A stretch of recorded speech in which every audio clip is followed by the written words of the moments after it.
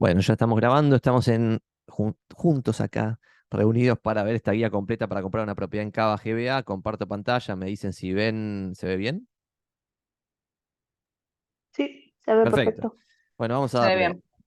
Gracias, Andrea, gracias, Anabel. Vamos a empezar, le damos muy rápido. Mi coach de oratoria siempre me dice que debo empezar las charlas vendiendo un poquito de humo, básicamente, así que les cuento muy brevemente quién soy. Soy Santiago Magnín, soy el fundador de inmobiliarios.com, que es una red inmobiliaria, y somos la primera red inmobiliaria bandera blanca de Argentina. ¿Qué quiere decir bandera blanca? Que las inmobiliarias que forman parte de inmobiliarios operan con su propia marca y no con la mía. En consecuencia, quizás ustedes le compraron una propiedad a Marcela Genta o a Dimitri Propiedades que pertenecen a de inmobiliarios, pero no sabían que atrás estábamos nosotros.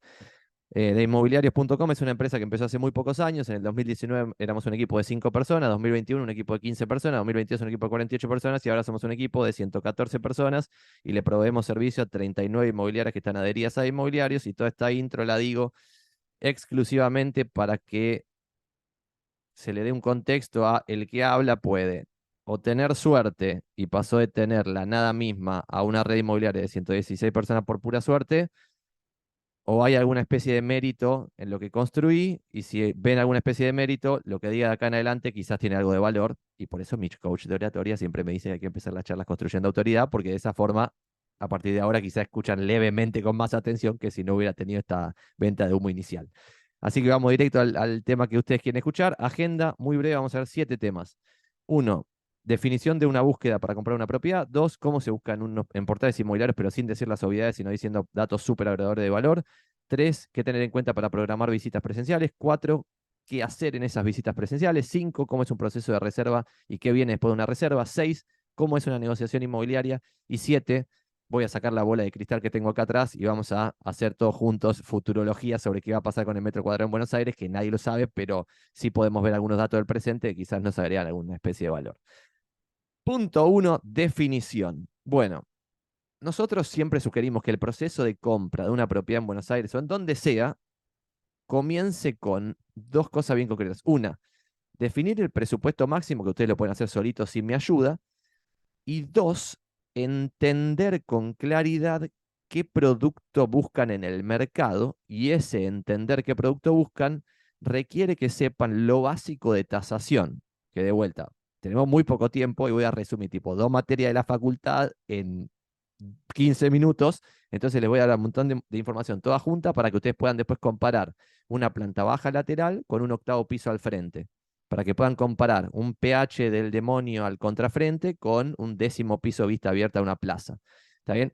Y van a poder ponderar las diferentes características de una propiedad para hacerlas homogéneas, comillas en el aire, y poder comparar dos precios que parecen distintos, pero que en realidad son iguales, solo que una propiedad se pondera más arriba y una propiedad se pondera más abajo. ¿Por qué es importante esto? Porque si ustedes a esto no le dan bola, van a terminar pensando que las plantas bajas laterales son baratas. Y en realidad tienen un precio más bajo, pero eso no las hace más baratas. Porque tienen un precio más bajo, porque tienen peor luz natural, porque tienen peor circulación de aire, porque tienen más problemas de humedad, etcétera. Y eso vamos a ver muy brevemente a través de esta formulita que inventamos nosotros, que es el 36912, que es una forma de agrupar el infinito mundo de las propiedades en estas variables, que son 3 variables referidas a la ubicación de la propiedad, 6 variables referidas al edificio en el cual se emplaza una unidad funcional, 9 variables referidas a las características inmutables de la unidad funcional y 12 variables referidas al estado de mantenimiento de la unidad. ¿Qué quiere decir la diferencia? 1, ubicación geográfica, tipo el subbarrio de la propiedad. 2, el edificio. 3, lo que no se puede cambiar del departamento o del pH. Y 4, lo que sí se puede cambiar, que es el estado de mantenimiento, que lo englobamos en 12 variables que les voy a mostrar ahora. Primer grupo de variables, 3 variables referidas a la ubicación. ¿Qué tener en cuenta? 3 cosas para resumir una infinidad de cosas posibles. 1, si la propiedad tiene vecinos especiales, que esos vecinos especiales pueden sumar o restar valor.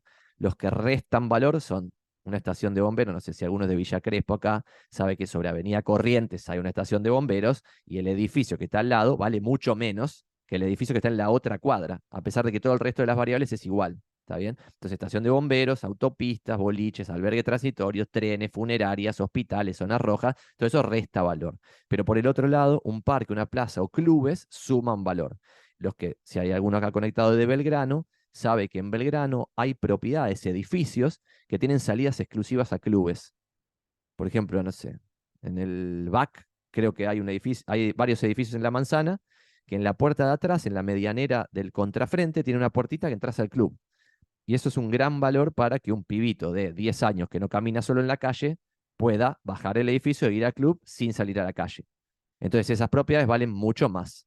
Pero ¿qué es ese más? Ese más es discutible, pero cuando vos unís esos vecinos especiales con la iluminación artificial de la cuadra, no todas las cuadras son iguales, y el arbolado de la cuadra, si hay algún vecino de Valvanera, del glorioso barrio del Once, sabrá que no es lo mismo, por ejemplo, Pasteur que Ascuénaga. Pasteur está lleno de árboles y Ascuénaga no tiene ni un árbol plantado.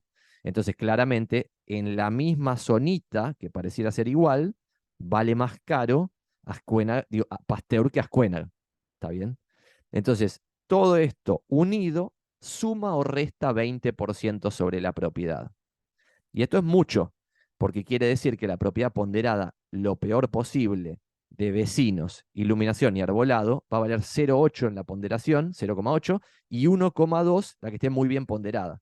La diferencia entre las dos puntas es 50%, que es una guasada. ¿Está bien? Y vamos a ver lo mismo en el estado de mantenimiento de la propiedad cuando avancemos un toque. Esto es un rango donde ustedes con un poco de coherencia van a poder saber en ese rango dónde está la propiedad.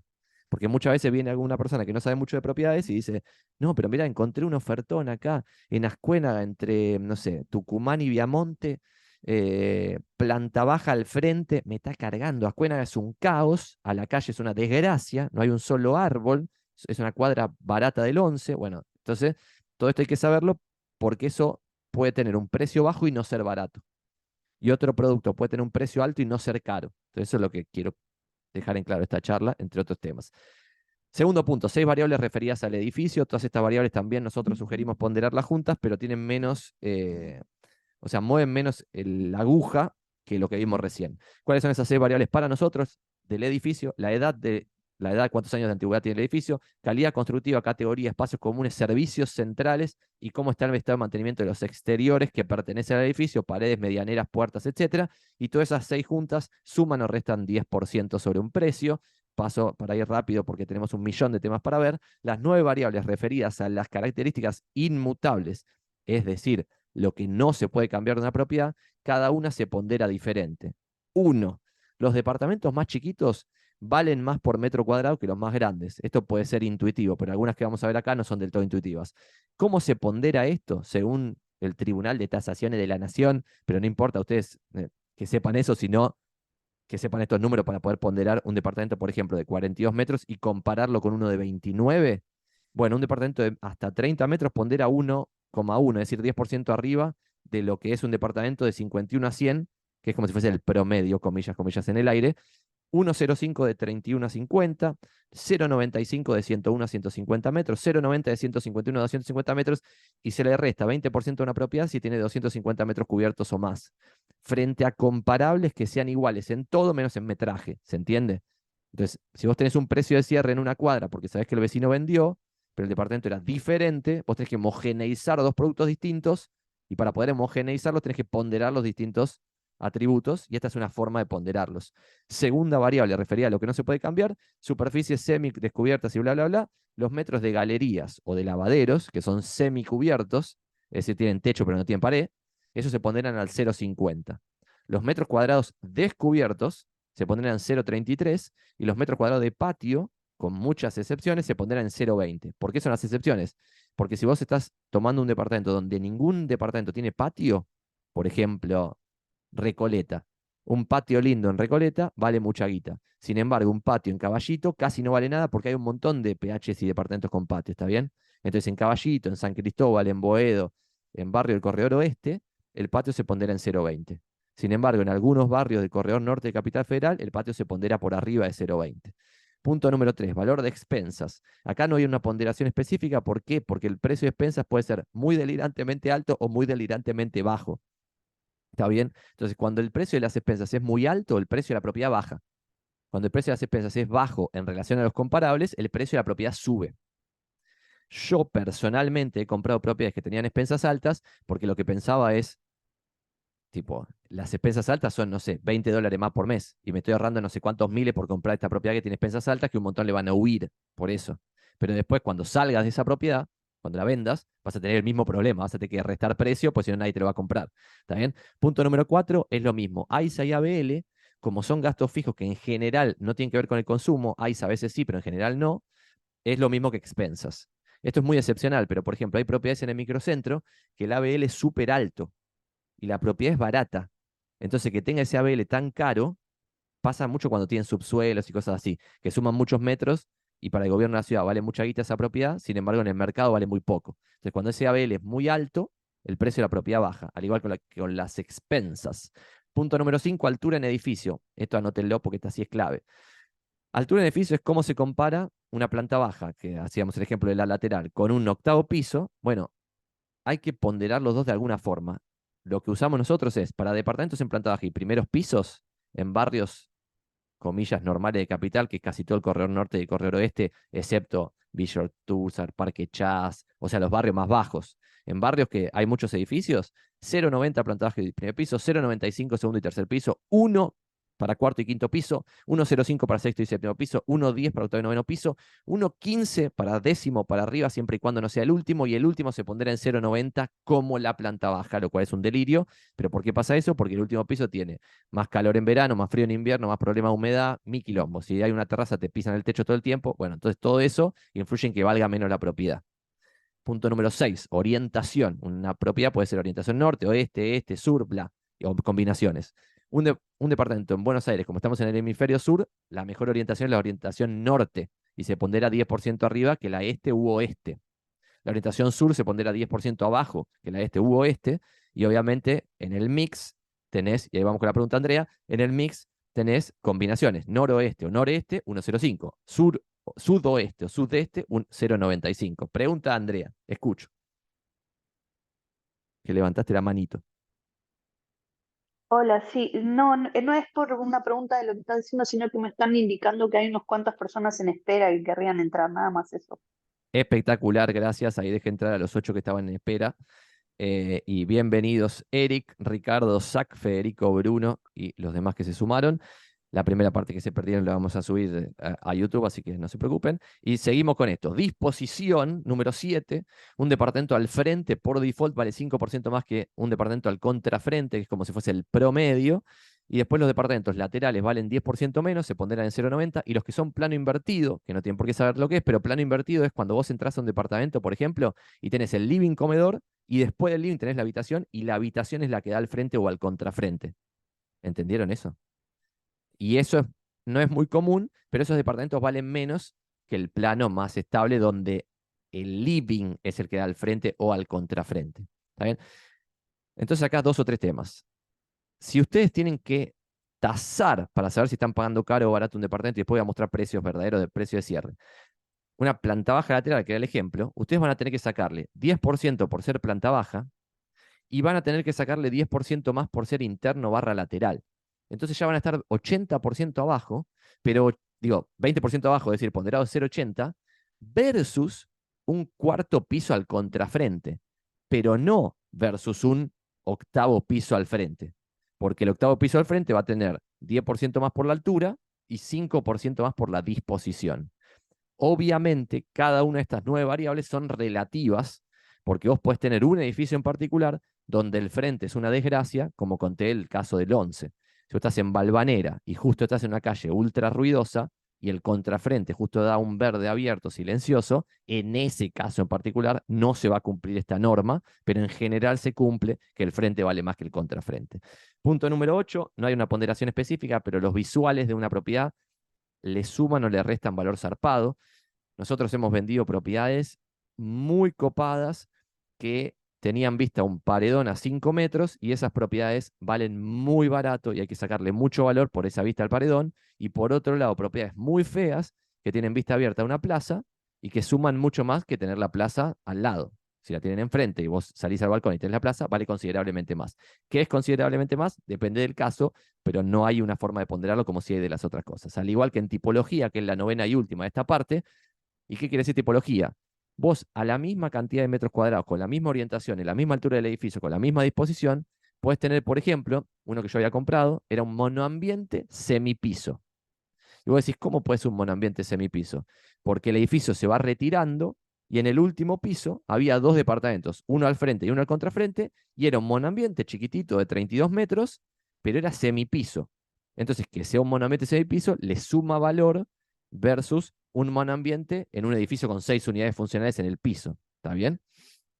Entonces ahí tenés las 9 de características inmutables, ¿no? Que no se puede cambiar en una propiedad. Y la última de estas, para poder estar más o menos sabiendo lo que uno está comprando, son las 12 variables referidas al estado de mantenimiento, que nosotros las englobamos todas en una, y al igual que con lo veíamos al principio, se pondera más menos 20, lo cual es una guasada, porque el peor de los escenarios, es decir, todo a refaccionar, vas a estar en 0,80 y todo refaccionado nuevo vas a estar en 1,20. La diferencia entre los dos es 50% arriba uno contra el otro, por lo tanto, es súper significativa la diferencia en un departamento que está totalmente detonado en cocina, baños, paredes, pisos, placares, instalaciones de agua, gas y electricidad, funcionamiento de desagües y sistemas de calefacción, refrigeración y ventilación, versus uno que todas esas 12 cosas las tiene a nuevo.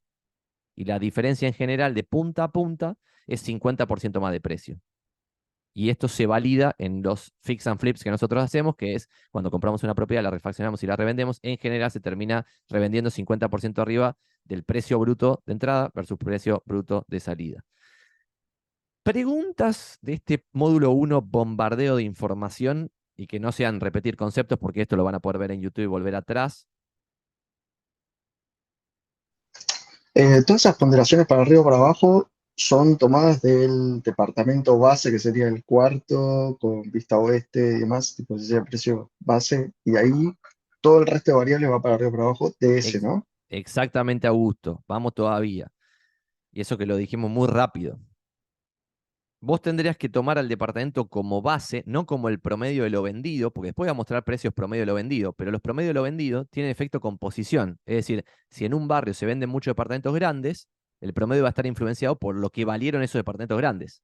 Pero todo este ejercicio de tasación está basado en lo que dijiste vos, un cuarto piso de 70 metros cuadrados cubiertos, con expensas razonables, ni caras ni baratas, con ABL y AISA razonables, ni caro ni barato, acá ya te dije cuarto, con orientación este u oeste, ni norte ni sur, y idealmente con una disposición al contrafrente. ¿Está bien? Y si tenés ese producto, que ese vos lo puedes tener, porque hablando con inmobiliarios, puedes saber cuánto se cierra en el barrio que vos estás buscando ese producto. Y versus ese producto, vos debieras comparar lo que estás viendo. Porque el error número uno que comete todo el mundo cuando hace una búsqueda para comprar una propiedad es solamente fijarse en el precio, que es el error que yo cometí al principio. Y por eso terminaba comprando planta bajas laterales. Porque yo veía, che, el promedio del barrio está en 2 lucas el metro, estoy comprando en 1.200, soy un genio. Y era como, ¡sos un estúpido! Porque no estás ponderando bien y quizás no sabes si es 1.200 un buen precio o un mal precio. Entonces, el ejercicio toda esta tratación, es para eso, tener esa impresión más o menos coherente de dónde estás parado. Gracias, Augusto. Bueno, vamos a punto número 2, búsqueda en portales. Igual después abrimos un espacio para preguntas al final, súper amplio, pueden preguntar lo que quieran. Búsqueda en portales. Estos datos, si ustedes no están muy metidos en el rubro inmobiliario, son bastante contraintuitivos. Hoy en la ciudad autónoma de Buenos Aires, y pasa lo mismo en el conurbano bonaerense, tenés 112.913 propiedades en venta y se venden por mes 3.294 propiedades. Es el promedio de los últimos 12 meses según el Colegio de Escribanos. Y el dato de propiedades en venta es lo que está publicado en Zona Prop, que es un proxy de la oferta real. Algunas inmobiliarias no publican en Zona Prop, muy poquitas, pero después hay otras que duplican avisos, cuando venden algo no lo dan de baja, qué sé yo, pero ese número nosotros siempre lo tomamos como un proxy de oferta. Ese número de 112.000 que soy llegó a ser más de 160.000 propiedades en venta en el 2022. O sea, el año pasado había más de 160.000 propiedades en venta y el número de propiedades vendidas por mes era mucho menor que este 3.200 por mes. ¿Pero por qué les digo esto en la categoría búsqueda en portales? Porque el error de gente inteligente y no inteligente por igual es pensar que lo que ven en Zona Prop representa algo útil que pueden tomar como input para tomar decisiones. Y eso está mal, porque solo se va a vender uno de 34 avisos que vean en Zona Prop. Y por página en Zona Prop te salen 20 avisos. Por lo tanto, para ver una propiedad que se va a vender, tenés que ver 2 páginas enteras de Zonaprop. Entonces, si vos te tomás ahora, hoy, salen emocionadísimos y en vez de preparar la Navidad, pasan 2 horas en Zonaprop, en esas 2 horas en Zonaprop quizás ven 40 páginas. Cada aviso, o sea, es un montón de tiempo, ¿eh? Es una dedicación delirante. Bueno, en esas 40 páginas se va a vender una propiedad de cada 2 páginas. O sea, se van a vender solo 20 de toda esa WhatsApp, en realidad un poquito más, pues es un aproximado que estoy haciendo a mi favor, un poquito más, sobre una WhatsApp de propiedades que van a haber visto publicadas en venta que no se van a vender. Entonces, advertencia importante. No hay que tener en cuenta lo que pasa con estos 112.913, sino que hay que estar muy atento a lo que pasa con estos 3.294, que son las verdaderas ventas. Si acá hay un propietario delirado que pide por un monoambiente en San Telmo $500.000, no es ninguna información eso, no sirve para nada, no es un dato que me sirve para algo. Yo puedo publicar un monoambiente en Recoleta que vale 45 lucas, lo puedo publicar 220 y gracias a mí sube el promedio de los valores de lista, es decir, de los valores de publicación en Recoleta, pues estoy publicando delirios en Recoleta que no se van a vender, porque la gente no es boluda y no compra cualquier cosa. 2 o 3 datos de color importantes para dar contexto. La ciudad autónoma de Buenos Aires está dividida en 12.192 manzanas. Y hoy hay 33.000 personas que trabajan de inmobiliarios, comillas en el aire, que englobo corredores inmobiliarios matriculados, agentes inmobiliarios no matriculados, empleados de inmobiliarias, etc. 33.000. Hagan la cuenta, 33.000 dividido 12.000 y pico, te da más de 2 inmobiliarios por manzana. Y lo más loco de esto, si voy a la siguiente, es que si yo mapeo, que esto no es una información pública, pero sí está pública las direcciones en CUSICBA, que es el Colegio Profesional Inmobiliario, si yo mapeo las inmobiliarias, no las personas humanas que trabajan de esto, sino que mapeo las inmobiliarias, llego a este mapita que estoy mostrando en pantalla, que es un delirio, porque de vuelta, hay 3.200 ventas por mes. Entonces, tercer filtro o cuarto filtro, no sé cuánto vamos, es guarda con quién hablan, porque tienen que hablar con inmobiliarios que estén vendiendo propiedades, no que estén poniendo en venta propiedades. Porque si vuelvo atrás, hay 112.000 propiedades en venta y solamente se venden 3.200. Entonces hay que hablar con estos que están haciendo estas ventas. Que los que estamos haciendo estas ventas no vendemos una por mes. Algunos venden más que una por mes. Entonces acá hay menos que 3.200 personas humanas entre 33.000 que trabajan de esto. Y acá la pregunta lógica sería, pero Santi, ¿de qué vive esta gente? Y bueno, viven de alquileres, de administración de alquileres, de administración de consorcios, de cuestiones jurídicas, pues son inmobiliarios abogados, etcétera. Pero no de compraventas inmobiliarias. Entonces guarda con quién se asesoran. Punto para redondear esto. El promedio de lo que se pide, los valores de lista, los valores de publicación, no tiene nada que ver con el promedio de los precios de cierre. Pero acá la gente en general queda muy perdida porque dice, che, la pregunta que me hacen a mí siempre, Santi, ¿cuánto se está negociando en colegiales? Y ahí es muy difícil responder, y lo que tengo que responder es, la pregunta está mal formulada, porque no importa cuánto más abajo está el precio de cierre de los valores de lista promedio, porque en realidad los precios de cierre van a salir de valores de lista coherentes. Los valores de lista incoherentes no se van a demandar y nadie va a hacer una oferta. Y por eso acá les puse ejemplos de barrios, de vuelta, no se vuelvan locos tomando nota porque esto va a quedar grabado y les voy a pasar la PPT, para ver esa diferencia en acción. En el tercer trimestre y el segundo trimestre del 2023, teníamos Almagro con un promedio de valor de publicación del barrio entero en $2.000 el metro, $2.001 el metro. Sin embargo, el precio de cierre promedio de Almagro estuvo en 1.492 el metro. Entonces acá, alguien que razone mal, podría pensar, che, 1.492. Escuché a Santi decir que el precio promedio es 1.492. Y bien Zonaprop, que informa Zonaprop en su informe que promedia valores de lista, que el promedio de Almagro es 2.001. Entonces hago, estoy haciendo algo mal a propósito, ¿no? Hago 1.492 dividido 2.001 menos 1 y me da 25% abajo. Entonces la conclusión errónea que saca mucha gente es, listo, voy a ir a tirar ofertas 25, 30% abajo a todo, tiqui, tiqui, tiqui, tiqui, y voy a comprar algo. Error, porque lo que se vende en Almagro, por ejemplo, es en promedio publicado a 1620 por metro. Entonces, si yo hago 1492 dividido 1620 menos 1, me da que la negociación promedio en Almagro es 7,9%. ¿Está bien? Seguimos. Belgrano, 2.711 promedio de lo que piden los propietarios, 2.160 promedio de lo que está publicado, el valor que piden de lo que se vende, y 2.000 el promedio de cierre. 1.750 promedio en Caballito, 1.900 el promedio de lo que se vendió, pero que pedían. Colegiales, 2.485, 1.850, 1.700. Colegiales es de los barrios más delirados de todo Capital Federal. Si alguno vive en Colegiales, podrá dar el testimonio del delirio místico que se vive en Colegiales, pero el promedio de lo que piden los propietarios es 2.485, cuando el promedio de lo que pagan los que de verdad compran una propiedad en Colegiales es 1.700. Entonces, ¿qué pasa acá? Es muy difícil para nosotros los inmobiliarios captar propiedades en Colegiales, pues yo tengo que ir a tasarle a un propietario que pretende 2.500 por metro y decirle que se está vendiendo a 1.700 y que tiene que publicar en 1.850 si fuese como dijimos antes con Augusto, si fuese un cuarto piso al contrafrente, orientación este, estaría más o menos en este precio. ¿Estaría en este precio? En realidad no, porque hay que ver qué es lo que compone a Colegiales en esas ventas, pero bueno, es más o menos aproximado. Flores, 1.851, 1.550, 1.400. Palermo, 2.913, 2.450, 2.300 por metro cuadrado. Fíjense que igual el promedio en Palermo parece relativamente alto, pero en términos históricos es muy barato.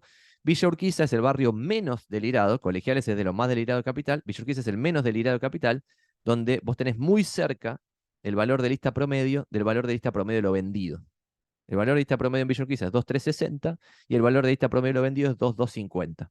Y el precio de cierre promedio en Villa Urquiza es 2.100 por metro cuadrado. Entonces, el mejor barrio para nosotros los inmobiliarios ir a tasar una propiedad es Villa Urquiza, porque el propietario va a pretender 2.360 y yo con tan solo bajar $100 por metro de lo que pretende el propietario, ya voy a llegar a un valor de lista coherente para que se venda la propiedad, si fuese promedio la propiedad y bla, bla, bla. Hasta ahí fue contexto de, che, quiero buscar en zona prop, pero quiero buscar con coherencia para ver si me sirve, si no me sirve lo que estoy viendo y qué cosa me da valor y qué cosa no me da ningún valor. Ahora, 2 o 3 tips ultra básicos, pero que no son tan simples, de cómo usar efectivamente Zona Prop. Primero, lo que yo uso para buscar, para cuando soy comprador, es usar el filtro de propiedades más recientes. Reciente quiere decir lo que se publicó hace poco tiempo. ¿Por qué? Porque si vuelvo atrás y me voy a barrios delirados como Colegiales, que les mostraba acá, lo que pasa en Colegiales es que lo que se publica en un valor de lista demandable se vende rápido. Y lo que se publica en un valor de lista no demandable no se vende nunca. Entonces, si ustedes ven una propiedad en Colegiales publicada hace 5 meses, yo levanto apuestas, a pesar de que es un chiste, no lo hago porque es ilegal levantar apuestas, pero levantaría apuestas diciendo no se va a vender, porque lo veo a 2.485 cuando sé que vale 1.850 porque es un promedio, bla, bla, bla. Entonces, para evitar eso, yo siempre veo los más recientes. También podrían ponerse alertas en Zona Prop, que se puede crear con ese botoncito que dice ahí, crear alerta, para que cuando salgan propiedades nuevas publicadas les avise, en base a criterios que pongan de la búsqueda. Para mí eso es clave. Las propiedades bien publicadas y en precio se venden rápido, y las otras mueren ahí en el olvido en Zona Prop. Entonces guarda, porque acá hay algo medio contraintuitivo también, que es, la gente piensa que como estamos en un momento de mucha oferta y baja demanda, y el contexto del país parece que es una desgracia y qué sé yo, piensan que que el demandante, el potencial comprador, ustedes pueden tomarse todo el tiempo que quieran para decidir. Y eso está mal, porque en realidad los productos que se venden tienen bastante competencia. O sea, tienen muchos compradores queriendo reservar la propiedad. Pero después tenés una gran parte del mercado que no es mercado, que son propietarios pidiendo delirios que nadie va a demandar. Entonces, la combinación de esos dos mundos en un solo mercado, comillas, pues el 90% no es mercado, es difícil de interpretar. Y eso es parte de tachar. Segundo tip, cantidad de visualizaciones. Esto los que no son de rubro en general no lo vieron. Cuando vos scrolleás en un aviso de Zona Prop, ¿por qué uso Zona Prop? Porque Zona Prop es por escándalo el portal inmobiliario más usado y el que más consultas genera y el que más propiedades tiene, etc. Si vos scrolleás para abajo en Zona Prop, vas a ver que en una parte dice hace cuántos días está publicada la propiedad y cuántas visualizaciones ha generado. ¿Está bien? Y este dato es clave para saber qué le va a pasar a esta propiedad. ¿Por qué? Porque nosotros procesamos la data nuestra, que tenemos muchos cierres, y llegamos a la conclusión de que las propiedades que tenían 60 visitas por día en zona prop se reservaban en la primera semana de publicación con una negociación promedio de tan solo el 2%. Este dato es tremendo, esto es lo que está en esta slide. Cuando el aviso genera 30 visitas por día en promedio, la negociación promedio ya sube al 5% y se reserva, este dato es nuestro, entre el día octavo y el día 30. Se reserva el segundo mes cuando tiene 20 visitas por día, y cuando tiene 10 visitas por día o menos, es lo que nosotros llamamos la lotería inmobiliaria. ¿Por qué?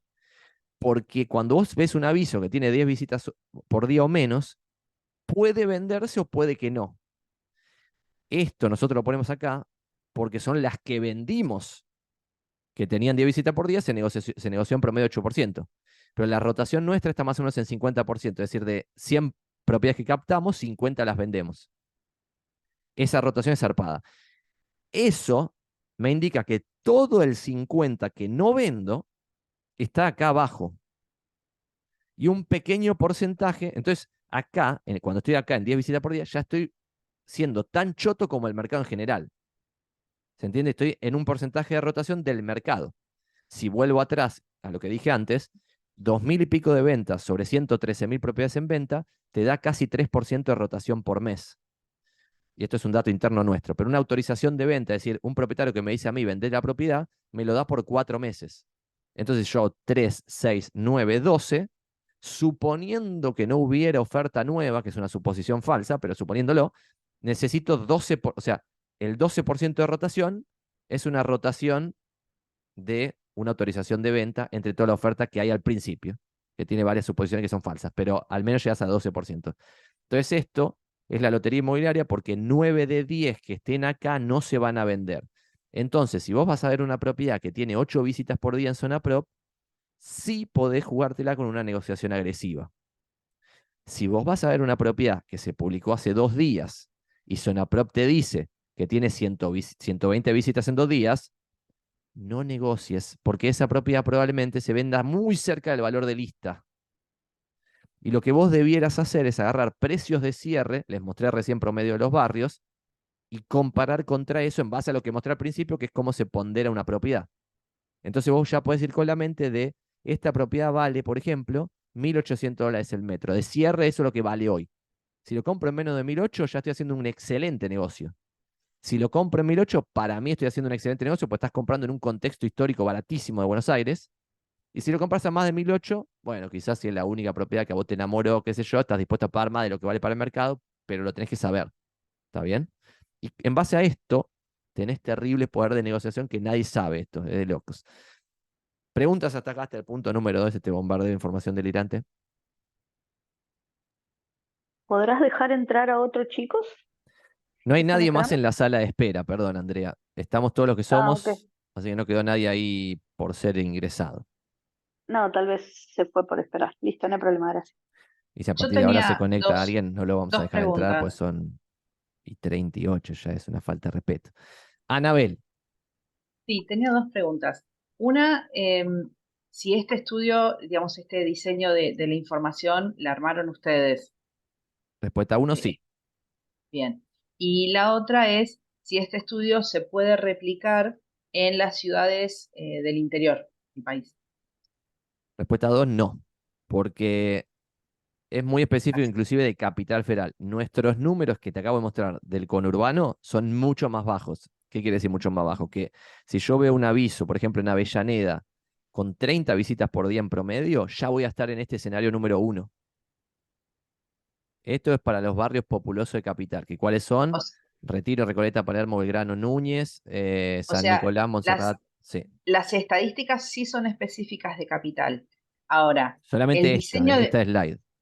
y el diseño en general de cómo manejas la información, esa forma de analizar los departamentos, por ejemplo, de cuarto piso, si le sumas el 2, el 10, todos esos Depende del prorrativos lugar. que Todo eso hacer. en Avellaneda aplica perfecto. En lugares que son ciudades aplica perfecto.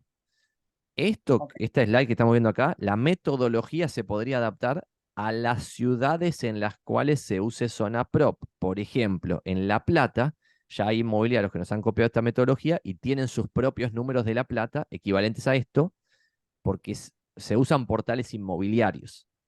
Pero hay Perfecto. ciudades, por ejemplo, Tandil, que nosotros hace poco hablamos, no se usan los portales. Entonces ahí ya es otra dinámica por completo. Pero en ciudades grandes, tipo Rosario, por ejemplo, aplica perfecto con otros números, pero hay que hacer los números en Rosario. Lo mismo La Plata y ciudades así. Perfecto, muchas gracias. Gracias, Anabel, a vos. Esteban, ¿Qué haces? No, pregunta un poco técnica. ¿Por qué el promedio y no la mediana? ¿No es mejor no representa mejor la mediana que el promedio acá o no? es una ¿O es lo buena mismo? idea. Podría ser la mediana, Más que que nada, no la tengo.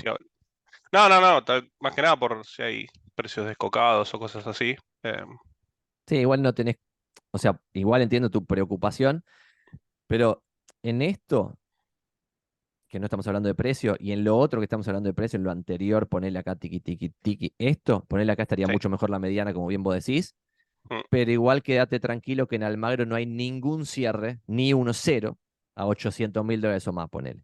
Y en ok, Palermo tenés algún cierre en 3 millones de dólares, pero son tan poquitos sobre la muestra de Palermo que tampoco influyen en nada, así que si saco la mediana va a ser en vez de en Almagro 2001, va a ser 1950 o 2050 o algo así. Pero igual está bueno. ok. Voy a tomar la idea. Gracias. Gracias a vos. Le damos a estos temas que quedan y después vamos a preguntas generales, así que les hayan quedado de, che, quiero comprar una propiedad y después de toda esta charla sigo estando en Pampa y la Vía, Santi, ayúdame, tirame un centro. Punto número 3, programar visitas. Nosotros sugerimos a ustedes que lo hagan, que no programen la visita llamando al inmobiliario y diciéndole, che, quiero ver, puedo el martes a las 3 de la tarde ver esta propiedad y que el inmobiliario te diga sí y que vos vayas a verla. Porque lo más probable es que pierdas el tiempo. Tendrías que tener ciertos filtros previsita que nosotros sugerimos estos, pero vos podés adaptarlos en base a lo que estés buscando. Y son estas 8 preguntas en una conversación telefónica relajada, tirar estas preguntas, que sería, por ejemplo, uno, che, ¿la propiedad está bien de papeles? Y el inmobiliario te va a explicar, y si hay algo raro, te lo va a decir. Y ahí vos podés asumir el riesgo o no, pero al menos saberlo. 2, che, ¿está lista para escriturar o hay algún trámite pendiente de resolución? Se parece a la primera, pero es como una forma diferente de preguntarlo. Puedes preguntar las dos preguntas, aunque parezca una boludez. Y si el inmobiliario se ofende un poco, no hay problema, vos sos el cliente, hace lo que querés. El cliente tiene razón. Punto número 3, ¿hay una sucesión? Che, y si hay una sucesión, ¿en qué estado está, de avance está el trámite? ¿La venta es por tracto abreviado? Es importante saber todas estas cosas. Por tracto abreviado es que pasa del que se murió directamente al que compra y si está todo hecho, el trámite de la sucesión es rápido, no hay ningún problema con eso. Punto número 4, el que vende, ¿vende para reubicarse? Y esta pregunta aplica si cuando ves el aviso de zona pro, ves que está todo amoblado y parece que vive una familia. Porque si vende para reubicarse, te estás metiendo en un quilombo mayor. Y si te estás metiendo en un quilombo mayor, tenés que exigir más precio. Si la propiedad vale 1.800 el metro, bueno, yo pago hasta 1.750 porque voy a tener que fumarme todo este quilombo de que el propietario tiene que encontrar otra propiedad y vamos a hacer una operación encadenada y si se llega a caer una de las operaciones encadenadas, se cae toda la operación, hay que saberlo. 5, che, ¿hay inquilinos? Porque vi la foto que tiene muebles, no sé qué. Bueno, si hay inquilino, complicado. 6, ¿es último piso? Porque eso no se puede saber, en general no lo ponen en la descripción y como vimos al principio, si es último piso vale mucho menos. Entonces, quizá ven que parece un precio atractivo, pero es último piso y arriba está el Zoom. O ni habrá una pileta, la desgracia. Entonces ahí vale mucho menos. 7. Che, ¿cuál fue la última expensa? ¿Cuánto viene en expensa? Porque quizá el aviso dice 32.000, pero está hace 6 meses publicado. No lo tendrían ni que llamar por lo que vimos antes de los 6 meses, pero si deciden llamarlo, así les actualiza el monto de expensas para también poder tasarlo. Y si es apto profesional, ese punto 8. Hicieron esas preguntas, las respuestas fueron lo suficientemente alegres para ustedes para poder ir a la visita. Punto número 4, visitas presenciales. Yo lo que hacía, que soy un aparato cuando iba a las visitas presenciales, iba con un checklist. O sea, iba con una hoja y mis preguntas, por ejemplo, no voy a leer estas, ahora después las leo, pero lo que yo ponía en mi checklist era, por ejemplo, che, ¿entramos los 4 en el ascensor? Si no entrábamos los 4 en el ascensor, ya tiene que ser algo muy bueno para que lo compre y cada vez que llegamos a casa tenemos que entrar en 2 ascensores. Es una ridiculez. En Capital pasa un montón eso. Y en el conurbano también. Entonces es un disvalor. Bueno, y como eso yo tenía mi propio checklist pensado en mis propias necesidades. Ustedes eso debieran tenerlo porque después, cuando viste 6 departamentos, ya no te acordás. Che, el del ascensor mínimo, ¿era el de Ascuena o era el de Pueyrredón? Ah, fíjate en la publicación. No hay ni en pedo una foto del ascensor en la publicación.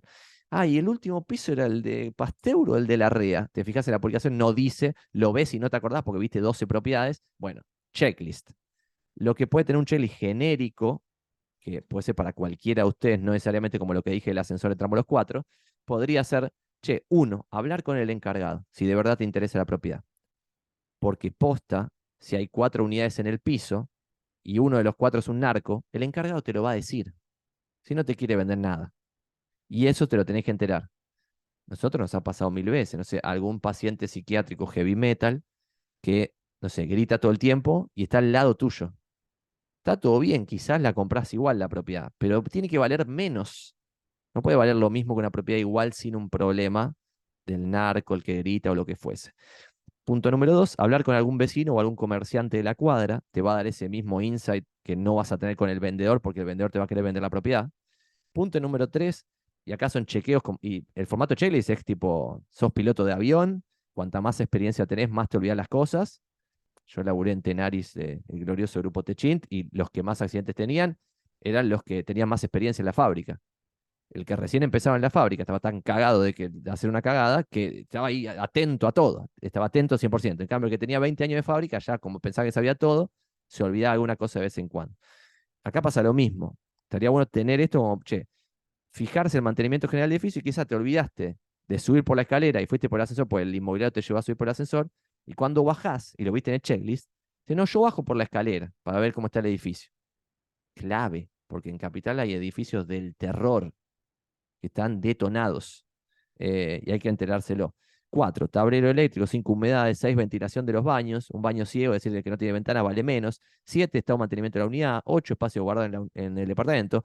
9, cantidad de unidades funcionales por piso. Más, esto lo vimos al principio, pero no es lo mismo un departamento de 30 metros cuando hay 4 por piso que cuando hay 16 por piso. 16 por piso es una pajarera, vale mucho menos la propiedad, por lo que vimos al principio de la tasación. Punto número 10, metros cuadrados reales versus metros cuadrados de escritura. Hay muchos departamentos en Buenos Aires y en el conurbano que tienen más metros en la realidad que los que tienen en la escritura. Esos metros extra valen menos.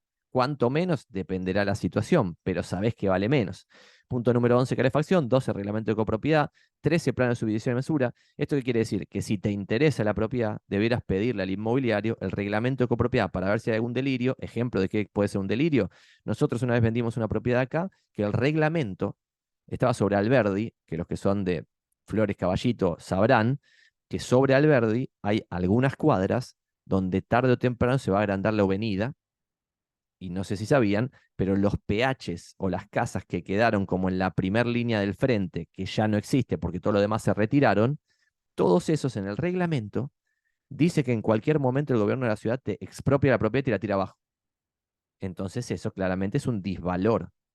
Lo que nosotros dijimos ahí es, mira, vos estás comprando con este potencial problema, pero esta cosa que le hicieron agregar en el reglamento a este PH, se lo hicieron agregar en los 70. Y pasaron ya 50 años y nunca se lo expropiaron. Si vos comprás y el año que viene se expropia, tu nivel de mala suerte es de otro planeta, pero podría pasar. En consecuencia, no puede valer lo mismo que un PH que no tenga esa desgracia. Entonces es clave leer el reglamento de propiedad. Lo mismo si quieren comprar un Airbnb, eso lo dice en el reglamento de propiedad si se permite o no se permite. Y así otras cosas. Obviamente todo lo que no está prohibido está permitido. En consecuencia, hay un montón de cosas que, por ejemplo, en el microcentro, ¿por qué se regalan las propiedades? Regalan entre comillas. Porque hay muchas propiedades que prohíben el uso vivienda. Y al prohibir el uso vivienda en el reglamento de copropiedad, solo sirven como oficina, y como oficina esas propiedades hoy no tienen renta. Entonces hay situaciones muy bizarras que solo salen del reglamento de copropiedad, ¿está bien? Otra, plano de subdivisión y mensura. En el plano de subdivisión y mensura pueden ver cómo era la propiedad originalmente. Porque hay veces que la propiedad es de 1960, tenía cierto plano, y lo cambiaron tantas veces, con tantas obras a lo largo de los años que fue cambiando de manos la propiedad, que ya lo que es hoy nada que ver con lo que era. Eso puede ser un dato que les interese. Y punto 14, liquidación completa de expensas. ¿Por qué completa? Porque datos de color que muchos no tienen en cuenta. Hay edificios que el 30% de los condóminos no paga las expensas. Y esos edificios, quizás por el monto de las expensas, vos no te das cuenta que ese delirio se está sucediendo. O que tiene un juicio que está por explotar por 14 millones de pesos. Entonces, después, quizás eso no te corresponde pagarlo a vos porque se lo van a pasar al dueño anterior, pero anda a reclamarlo, ¿no? O sea, te vas a meter en un quilombo. En cambio, lo que nosotros hacemos es, en el momento de la escritura, se proporciona cuánto es ese juicio al día de hoy y el que vende ya le paga eso como si se perdiese el juicio. Es parte de la negociación. Ustedes como compradores debieran saberlo. Y el punto número 15 es la construcción potencial en lotes vecinos, también aplicable a Capital y Gran Buenos Aires, que acá, por ejemplo, en Palermo, no sé, yo estoy en una calle donde justo en esta calle, lo que estoy viendo enfrente, cambia el código de edificación. Por lo tanto, a mí enfrente no me pueden construir nada porque está todo lo de enfrente está en altura máxima. Entonces me pueden construir al lado otro edificio y estar acá con un rotopercutor 3 años rompiéndome la cabeza, pero no enfrente y taparme la vista y hacer que la propiedad valga menos. Entonces, esos datos son súper claves y no es lo mismo, por ejemplo, tener enfrente un pH que es planta baja, que podría llegar a taparte la vista, pero que son 8 unidades funcionales en el pH. No se van a poner de acuerdo nunca en vender, nunca se va a vender, no va a ser nunca el edificio, pues está tranquilo y quizás hasta le puedes sacar un poquito de precio negociando, pero sabes que nunca se van a poner de acuerdo los 8 para vender.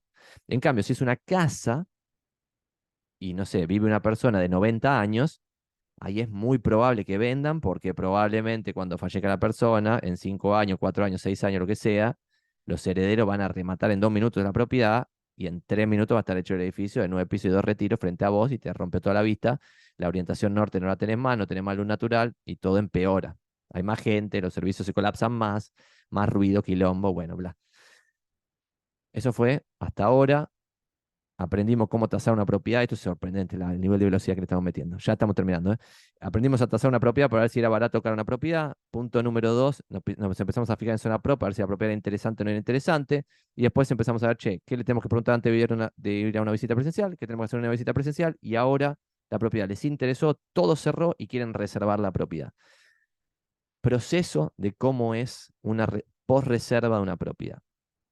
Vos reservás una propiedad, la reserva se la das al corredor inmobiliario, el corredor inmobiliario la resguarda y después de la reserva debieran negociarse todas las variables de negociación, que ahora las vamos a ver en el punto siguiente, y solo si ustedes se ponen de acuerdo en todo, se termina de aceptar la situación. ¿Y qué es todo? Ahora lo vamos a ver. Pero no es solo precio, es dónde vamos a escriturar. ¿Quién va a ser el escribano interviniente? ¿Quién va a pagar cada uno de los gastos con detalle? Y vos te pones de acuerdo en todo y después ahí se firma como la aceptación, que es lo que está acá. ¿Por qué puede pasar acá la aceptación de reserva tan rápido? Porque si milagrosamente vos vas a ver una propiedad, planteas todas tus condiciones y el inmobiliario negocia y te aceptan todo, no pasa casi nunca, pero te aceptan todo lo que pediste, te lo aceptan, ahí ya está, se firma la aceptación de la reserva y después se refuerza la propiedad, es decir, pagás un poquito más, que componga aproximadamente el 5% del precio, y la reserva en general son $1.000, $2.000, y el refuerzo es el 5% del precio. Si la propiedad vale $200.000, vas a llegar a 10.000, por ejemplo. Pusiste 2 y después pones 8, quedaste en 10. Y eso, cuando lo firme el propietario vendedor o los propietarios vendedores, va a tener carácter de seña para el Código Civil. ¿Qué quiere decir carácter de seña? Que si vos te arrepentís, vas a perder las 10 lucas, y si el que está del otro lado se arrepiente porque ya lo firmó, te devuelve las 10 y te debe 10 lucas más. Esto pasa a veces, pasa a veces. Gente delirante pierde 5 lucas, 10 lucas por arrepentirse de hacer una operación. ¿Es un sinsentido? Es un sinsentido total. Pero sin embargo, una vez que te aceptaron la refuerza, ya la probabilidad de que se haga la operación es 90 y largo por ciento. ¿Está bien? Lo más común es que se reserva la propiedad, se negocia en todo este proceso y van y vienen, se pelean, le gritan al inmobiliario, el inmobiliario ya no sabe qué hacer, todo es una desgracia y después de cierto punto de todo un problema, se cierra todo y ahí refuerzan, les aceptan el refuerzo pues ya se había negociado todo y después de ese momento puede ser que se vaya a un boleto, cosa que no sugiero, o que se vaya idealmente a una escritura traslativa de dominio. ¿Por qué en el mercado se suelen hacer boletos? Porque los inmobiliarios en general quieren cobrar antes su comisión y por eso presionan por hacer boleto, lo cual está muy mal. lo que debiera hacerse es boleto si no queda otra. Por ejemplo, en un pozo no se puede escriturar, hay que hacer un boleto o una cesión de derechos. En una propiedad que por alguna razón falta algún papel, que lo preguntaron al principio, como mostré antes, van a tener que ir sí o sí a un boleto o una cesión de derechos. Por ejemplo, no sé, una sucesión a medio hacer y ustedes quieren tomar la posesión. Bueno, firman un boleto con X porcentaje que pagan de precio, toman la posesión, pero recién se va a escriturar cuando salga la declaratoria de herederos. Un delirio, pero si lo quieren hacer como compradores, lo pueden hacer. Otras situaciones. No sé, en algún momento hubo algún abogado del gobierno en el medio por alguna razón, no sé, porque la propiedad pasó al acervo público y hubo un abogado, y ese abogado tiene que cobrar un honorario, y ese honorario lo regula un juez. Entonces ahí ya entras en el proceso de la justicia de, che, yo quiero cobrar tanto, no, vas a cobrar tanto. Apelo, no cobro esto ni en pedo. El juez dice, bueno, ahora vas a cobrar tanto. Y ahí están tiqui, tiqui, tiqui, tiqui, meses y meses, todo en ese delirio de la justicia. Bueno, quizá vos en el medio decís, che, no quiero esperar 9 meses a que pase todo esto de las apelaciones y que yo firmo un boleto, 50% de precio y el resto lo pago cuando termine todo este circo. Es un riesgo para el comprador, que tienen que saber si quieren asumirlo o no. Ese es el proceso. Reserva, negociación, refuerzo y del refuerzo boleto o refuerzo escritura directa. Clave. Punto número 6, negociación. Estos PDF que están en pantalla, esto es un copy-paste de un documento nuestro que usamos interno, muestra cuáles son las variables que se negocian en una compraventa inmobiliaria, que para nosotros son 13 y son, 1, tipo de operación. Esto parece una boludez, pero no lo es. Es tipo, obvio que es una compraventa, pero a veces, por ejemplo, tienen que darle un comodato al que vende, porque el que vende se va a mudar a España, pero se va a mudar a España en 3 meses. Entonces no tiene dónde vivir, entonces vos comprás la propiedad, la escriturás y le das un comodato para que se quede 3 meses ahí. Entonces el tipo de operación es, che, ¿va a ser una compraventa con algo más? Bueno, si va a ser con algo más, hay que plantearlo en la negociación. No puedo negociar todo y cuando ya se negoció todo, después el inmobiliario me sale y me dice, ah, no, pero le tiene que dar un comodato. ¿Pero cómo comodato? Si ya negociamos el precio, negociamos los gastos, negociamos todo. Me tendrías que haberlo dicho antes. Ahora yo quiero menos, si quiero pagar menos, si voy a tener que ceder en esto. Por eso es importante esto, porque vos tendrías que agarrar las 13 variables y usarlas como un conjunto. Che, si voy a ceder en esto, pretendo ganar en esto otro. Entonces, y esto es importante porque quizás ustedes encaran una negociación solo desde el precio, que básicamente es el punto 2, monto de la oferta, y se olvidan de todas las demás que son muy importantes. Punto número 3, moneda de pago. Clave, poner tipo, che, se va a pagar en dólares o en lo que sea. Punto número 4, forma de pago. ¿Cuánto va a ser el refuerzo? Si va a haber un boleto, ¿cuánto va a ser el boleto? Si va a haber escritura y boleto y refuerzo, ¿cuánto va a ser en cada uno de los momentos? Que quede claro. Lugar de firma. Gran conflicto en general. Error clásico. La gente pone, se escriturará dentro del ámbito de la Ciudad Autónoma de Buenos Aires. Error. La Ciudad Autónoma de Buenos Aires tiene lugares picantes, donde vos no querés ir con un bolso con $100.000 de billete. Entonces, si en el correo de la negociación te quieren expulsar de la negociación, quizá en algún momento te plantean, está todo bien, pero vamos a escriturar en la 1-11-14, en la calle no sé cuánto y calle no sé cuánto. Y vos decís, no, pero no voy a ir con la plata a escriturar. Y vos firmaste que era dentro del ámbito de la ciudad autónoma. Así que estamos respetando el contrato que vos ya firmaste. Si te arrepentís, perdés la reserva. Tremendo, pero eso pasa en la vida real. Entonces, guarda, porque esto hay que poner la dirección concreta. Tipo, vamos a escriturar en el Banco Santander de Avenida de Mayo tanto. Y ahí lo que yo sugiero cuando no están de acuerdo en un solo lugar es pongan 4 o 5 lugares. Y listo. Se escritura en el Banco Santander de no sé qué, o en la inmobiliaria no sé qué, o en la escribanía no sé qué, o en la casa de no sé quién. Y listo. Y en uno de esos lugares va a tener que ser, pero no va a ser un lugar random de capital, que es un delirio. Punto número 6, gasto de escrituración, cómo se van a pagar. Punto número 7, designación del escribano. El escribano siempre lo pone comprador, pero está bueno poner quién va a ser el escribano. Porque situación que también pasa, quizá googleás al escribano y el escribano se saben todos los resultados de Google, el escribano Mengano estafó a 10 propietarios, el escribano Mengano estafó a no sé cuánto, y el propietario no va a querer firmar con ese escribano, a pesar de que la escritura le importa más al comprador que al vendedor, por eso el comprador es el que pone el escribano. Entonces habría que designarlo en la negociación. Punto número 8, ¿quién le va a pagar al escribano? ¿Cómo le va a pagar? Punto número 9, fechas tentativas. Obviamente todo esto tiene usos y costumbres, ¿no? Los gastos de escrituración en general se dividen mitad y mitad, comprador y vendedor. Los impuestos, que está acá el impuesto de sellos, en general se divide mitad y mitad. Estudio de títulos, en general no te lo cobran separado, sino que van los otros gastos. La posesión en general se entrega en la escritura. Si hay un boleto, se entrega la posesión en el boleto. Si hay 70% de precio pagado en el boleto, si hay 30% del precio pagado en el boleto, no se entrega la posesión. Pero todo esto es negociable. O sea, vos podés hacer delirios acá. Si vos sos muy buen negociador, quizás pagás 30% y te dan la posesión, y es parte de la negociación. Podría llegar a pasar.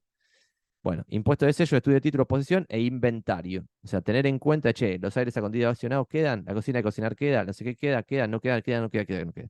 ¿Por qué? Porque para no tener después una sorpresa de, che, te entregaron el departamento y te sacaron, te dejaron todo lo buraco de los aires acondicionados. Pensabas que te iban a entregar con cocina de cocinar, chau, no sé, y cosas así. Te llevaron el bidet. Bueno, como, una cosa que me gusta a mí es, en la parte de inventario, es poner un anexo en la reserva que diga, la propiedad se entrega como se ven estas fotos, pumba, y fotos de la publicación. Ese es el ideal. Y si algo de eso se van a hacer llevar, bueno, se entrega como la foto, menos los 3 aire acondicionados que se ven en las fotos. Chao. Último punto de negociación es tener en claro cuáles son los gastos a la hora de comprar, que lo tendrían que tener ustedes muy en claro. Y acá hay 2 PDF que yo después se los voy a pasar, de cuáles son los gastos en Cava y cuáles son los gastos en la provincia de Buenos Aires. Y ahí van a tener honorario de la inmobiliaria, impuesto de sello, gasto de escrituración, honorario de la escribanía, y hasta ahí va la cosa, porque después son todos muy excepcionales. Escritura de hipoteca solo si hay una hipoteca, en general la paga el banco, pero depende. El ITI, depende, ITI o ganancias, aplica, en general lo paga la parte vendedora, pero de vuelta, como esto es una negociación, y ahí dejo entrar a Gonzalo al Zoom, como esto es una negociación, quizás podrías cambiar esto, y yo he tenido operaciones acá, que quizás el ITI, que es un impuesto que le corresponde a la parte vendedora, por usos y costumbres, lo termina pagando el comprador. Bueno, eso es parte de la negociación. Yo como comprador he pagado en propiedades la totalidad de los gastos, inclusive los que les correspondían a la parte vendedora. ¿Por qué? Para negociar el precio libre de gastos para el vendedor, porque entendía que en esa negociación el vendedor quería libre de gastos. Y quizás los gastos para mí eran menos de lo que él percibía que eran los gastos. ¿Está bien? Entonces después esto lo pueden leer con tranquilidad, pero es muy fácil esto, y ustedes debieran tenerlo súper en claro para poder calcular de cuánto están hablando de gastos en una operación. El impuesto de sello, por ejemplo, si ustedes compran una propiedad única de ocupación permanente, tiene una exención y obviamente todos los impuestos se liquidan al dólar oficial. Entonces es fácil de calcular, pero hay que tenerlo en cuenta. ¿Preguntas hasta acá antes de que saquemos la bola de cristal y hablemos del futuro? Yo tengo una pregunta. Anabel, vamos todavía. La preguntonta de la tarde. Porque lo pasaste así al rápido, digamos, y me llamó. ¿Cuál es la diferencia entre seña y reserva? ¿Y cuál es la importancia de firmar boleto y si siempre se firma boleto o no? Porque lo mencionaste y después entraste al detalle del boleto, pero me quedó esa duda. Gracias. Gracias a vos. Cero preguntonta y estamos viendo tanto contenido tan rápido que es imposible tipo llevarse todo el contenido en lo poco tiempo que estamos dedicándole. Bueno, reserva y refuerzo como documentos en el Código Civil no existen. Lo que existe es la seña. Yo podría hacer con vos una seña poniendo seña de título y abajo poner yo, Santiago Magnin, compro, Anabel vende y ponemos un monto, firmamos y no ponemos ninguna cláusula. ¿Por qué? Porque está arreglado en el Código Civil. En consecuencia, ya aplica solo esto de que si yo te di $10.000 y después yo me arrepiento, pierdo los $10.000. Si vos te arrepentís, me tenés que devolver 10 más 10. O sea, mis 10 más 10 que tuyo de multa. Eso lo dice el código, entonces no hay que arreglar. Podríamos hacer un documento que no diga nada. No lo hace nadie, ¿no? Porque en general la gente no sabe esto, entonces no va a poner un documento vacío que diga señas, sería un delirio. Pero se podría hacer. Poner la dirección de la propiedad, vos sos propietaria, está todo bien, se podría hacer. Eso es una seña, es lo que está arreglado en el código. Después, en la operatoria del día a día, los inmobiliarios nosotros tomamos reservas, que le ponemos reserva al título. Que la reserva no tiene validez hasta que yo no se la hago firmar al propietario vendedor. Y cuando vos porque, ¿qué significa la reserva? La reserva es, vos, Anabel, me diste a mí $1.000, pero yo no soy el dueño de la propiedad, soy el inmobiliario. Entonces, hasta que el propietario no firme que acepta tus condiciones, no hay nada. El único compromiso que hay es que yo tengo tus $1.000, pero son tuyos. Y los retengo yo porque si el propietario me dice que sí a lo que vos dijiste, ahí sí la reserva pasa a tener carácter de seña, porque lo firmó el otro. ¿Está bien? Entonces la reserva es como si fuese una seña solo si la firma el otro. Si no, es como si fuese un recibo del inmobiliario de que te recibió la plata. Y cuando el otro le diga que no, te devuelve la reserva. Si no te la devuelve, tendrías que denunciarlo porque es una chanteada. Entonces, reserva es eso. Segundo, refuerzo es lo mismo que una reserva, pero por un monto más alto. dice lo mismo en nuestro documento, que después si quieren les paso un modelo de cada uno de estos documentos. Reserva y refuerzo son iguales. Dicen yo, Anabel, oferto por tal propiedad, tal plata, y estas son mis condiciones de compra. Tiki, tiki, tiki, tiki, tiki, tiki, tiki, tiki. Si el propietario dice yo, Augusto, acepto venderle a Anabel bajo estas condiciones, ya está. Es una seña. Entonces, punto respuesta, segunda respuesta, lo del boleto. El boleto no transfiere dominio de la propiedad. ¿Está bien? El boleto lo único que es un compromiso del vendedor de vender y del comprador de comprar. Entonces, a la larga es como si fuese una seña, pero por un monto mucho mayor. Por eso yo lo desaconsejo al boleto. Porque vos como comprador estás poniendo el 30% del precio y lo único que firmaste es un compromiso de vender del vendedor y un compromiso de compra tuyo. ¿Para qué hacer eso? Prefiero hacer una seña por el 5% e ir directo a escritura, y en la escritura se transfiere dominio. Es decir, la escritura es el acto de verdad, tipo la escritura tratativa de dominio, lo que hace es pasarte la propiedad a vos. El boleto ¿Y no hace eso. por qué se firman boletos entonces? ¿Cuál es el objetivo? El objetivo en la vida real en general es que el inmobiliario quiere cobrar antes su comisión. Ese es el objetivo de la vida real.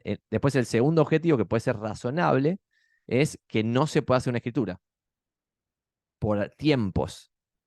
Entonces es como vos querés tomar la posesión del inmueble y la tenencia del inmueble, pero no podés tomar el dominio porque hay que esperar un trámite. Entonces ahí razonablemente se firma un boleto, pues te pueden dar la posesión y la tenencia, pero va a faltar el dominio que lo vas a tener con la escritura tratativa de dominio. Yo trato de evitar los boletos a rajatabla, pero como comprador he firmado boletos porque no se podía escriturar. Por ejemplo, si la propiedad es nueva y todavía no tiene plano de subdivisión y mensura, no se puede escriturar por definición. Entonces ahí sí o sí vas a ir a boleto. O Lo sea que que el boleto de alguna manera compromete tanto al comprador y al vendedor. sí, pero compromete a hacer el acto escriturario. Y si alguien se arrepiente en el camino, ¿qué pasa? Lo mismo que en la seña. Si Te tiene que pusiste devolver el 30 lucas, doble. te tienen que devolver el doble, que no pasa nunca porque los montos son tan altos, pero lo que puede pasar es que después no se puede escriturar nunca. Eso sí pasa. Y la gente Claro. queda en un limbo legal del demonio, con un boleto, sin la escritura, y esperando que salga un trámite que no sale nunca, y eso hay situaciones muy raras. Por ejemplo, no sé, yo he ido a tasar propiedades que no tenían escritura y tenían 30 años las propiedades. ¿Por qué?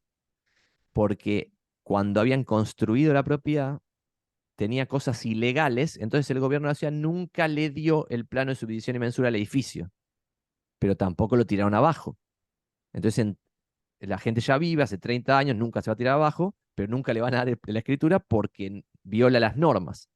Entonces esa propiedad siempre va a valer menos, porque al igual que la que está sobre Alberdi, que el gobierno en cualquier momento te la tira abajo, esto también, en cualquier momento, igual es imposible, pues si 30 años no pasó, no va a pasar, pero igual vale menos porque no tenés una escritura. Entonces hay casos que el boleto tiene sentido. Y después, históricamente, como la Claro. gente quiere hacer las cosas rápido, bueno, hacen un boleto. Para mí es un delirio, pero es opinable. Esa parte es opinable. Gracias. Gracias a vos. ¿Había otra preguntita ahí en el medio? Ya falta poco contenido, así que podemos responder preguntas. Bueno, entonces vamos a futurología, si no hay preguntas, y después de futurología, y tengo una bola de cristal posta acá en el fondo, ¿eh? No sé si Nicolás tiene una pregunta o se le abrió el micrófono por error. No, yo tengo una pregunta. Dale nomás con ¿Me escuchás? alegría. Ok, gracias. Mirá, yo reservé hace poquito una propiedad y en el papel que firmás ¿cómo se llama? De la reserva que das, disculpa, no conozco la terminología, soy novato en esto. Eh, Decía que había que hacer un refuerzo una vez que se aceptaba la reserva. Sí. Y me llamó hace poco la persona de la inmobiliaria y me dice, no, dicen que no hace falta el refuerzo. Eh, ¿Eso es normal? Digo, están diciendo, Puede, no me des plata. sí. Puede pasar, pero pensémoslo juntos, ¿por qué puede pasar ese escenario? Una razón puede ser, vos no digas ni la inmobiliaria, porque estamos grabando, ni en los montos, no sé qué, pero, por ejemplo, si yo dejo $1000 por una reserva, me aceptan Ujú. todas mis condiciones y no me piden refuerzo, yo le hago un piquete en la inmobiliaria y le digo, refuerzo sí o sí, pues yo con $1000 no voy a esperar hasta la escritura. ¿Por qué? Porque si los propietarios se arrepienten de vender el día anterior a la escritura, la única multa que va a correr van a ser $1000, que no es nada en el precio de una propiedad. ¿Y qué quiero decir con esto? El concepto que hay detrás. Hoy en Buenos Aires, lo vamos a ver ahora en la futurología, se plancharon los precios, o sea, dejaron de bajar.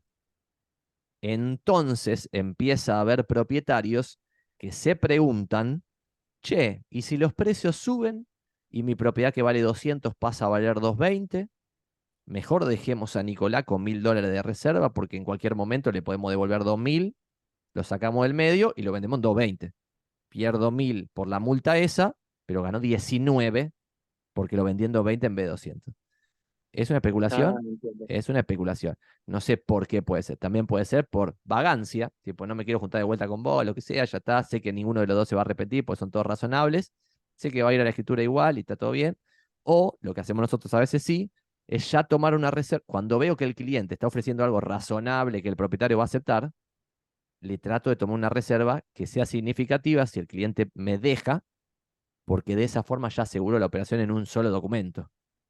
Hago la reserva por $5000 y ya sé que me lo van a aceptar y se terminó pim pum y no hago refuerzo. Pero puede ser cualquier situación. No sé lo que pasa en tu caso en particular, pero muy buena pregunta, gracias. ¿Alguna otra Muchas pregunta? gracias. Gracias a vos. ¿No? Bueno, vamos a sacar la bola de cristal y vamos a empezar con la futurología. Lo que les muestro en pantalla es el precio de las propiedades en promedio en Buenos Aires desde 1977 a la fecha, pero ajustando los precios por inflación en dólares. ¿Por qué? Porque en mi mercado hay un nivel de chantunes sorprendente que muestran el gráfico en valores nominales, es decir, sin ajustar los valores por inflación. Entonces le da un gráfico, y lo muestro acá en pantalla como te da, con una curvita así, y después tiqui, tiqui, tiqui, todo para arriba, y con una bajada de precios ahora en los últimos años, que parece insignificante en la suba zarpada del valor del metro cuadrado. ¿Eso es real? Es real, porque en 1981 no es que estaba a 4300 el metro en Buenos Aires, creo que estaba a 1000, una cosa así. Pero cuando ajustás por inflación en dólares, que hubo mucha inflación en dólares del pasado al presente, llegás a números muy diferentes. Si yo agarro cualquier calculadorita básica, que se los muestro en pantalla ahora, lo estoy poniendo arriba de lo que estábamos proyectando, y pongo acá, si en 1981 el metro estaba a $1000 en Buenos Aires, $1000 de 1981 son hoy $3377. ¿Está bien? Entonces, para poder hablar de números de hoy, tengo que ajustar todos los números del pasado en dólares por inflación. Entonces, cuando ajusto por inflación, llego a este gráfico, al gráfico de descontrol total de precios, la plata dulce colapsa, después baja los precios zarpados de 4300 de hoy a menos de 1000 de hoy. Menemismo, primer gobierno de Carlos, suben los precios, segundo empieza a colapsar todo, crisis del 2012, prende fuego en 1000 pedazos el mercado inmobiliario. Precios mínimos de la historia se alcanzan en el 2002-2003, la historia registrada, pero acá empieza un periodo que es el quindenio de la locura, donde 15 años casi de forma ininterrumpida los precios de las propiedades suben. Solo bajan levemente con el primer cepo de Cristina en el 2011, que ahí la cantidad transada baja mucho, es decir, se vende menos, pero los precios bajan muy poco. ¿Qué pasó ahí? Los propietarios resistieron, entonces el mercado ajustó por cantidad. Se vendía menos, pero casi al mismo valor que antes. ¿Está bien? Y después volvió a seguir subiendo. Crédito suba, descontrol, delirio. Y después bajaron los precios hasta ahora donde estamos hoy. Que estamos en 1700 el metro, una cosa así, promedio en Buenos Aires. ¿Está bien? Esto es lo que pasó hasta hoy. Lo que puede pasar en el futuro no tenemos ni idea. Pero 1700 y pico, cuando uno lo ve en perspectiva, está muy cerca de estos momentos del 2004, 2005, 2006, muy cerca de los momentos iniciales de toda esta serie de 1977. Y si uno se pone a pensar, no sé si acá el nivel de conocimiento que haya sobre inversiones, no importa, pero que un activo no tenga retorno por revalorización de 1977 hasta ahora, es raro. O sea, tiende a 1. Si uno lo compara con acciones, esto es un delirio. Pero las propiedades, en Buenos Aires al menos, y en un montón de países también pasa lo mismo, tienden a 1. ¿Está bien? Es decir, a veces estás por arriba, a veces estás por abajo, a veces estás por arriba, a veces estás por abajo.